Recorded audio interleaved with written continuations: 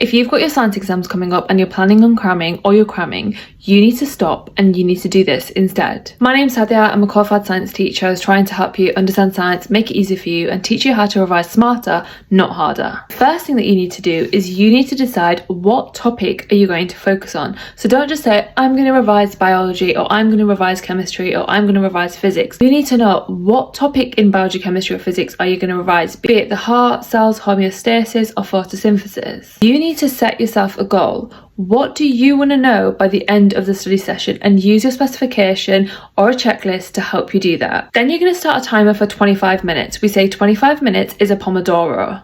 You're going to study for 25 minutes. Once that 25 minutes is up, you're going to take a 5-minute break. You're going to repeat this 4 times. So 25-minute study, 5-minute break, 25-minute study, 5-minute break, 25-minute study, 5-minute break, 25-minute study. But the last one is going to be a longer break. Now what's really important is that in your break, you need to make sure that you move away from your study space. Actually plan out what you're going to do in your break. Now, another thing that's really important is that when you're actually studying, you don't use passive recall methods. So don't copy out your notes, don't read out your notes, don't highlight anything and everything. Instead, use active recall methods. An example being my pre-made flashcards. They're literally £1. Then questions on one side and answers on the other side. Use them to test yourself and to help you understand the topic. To make it easy for you, I've also made a £1 guide literally all about the Pomodoro method.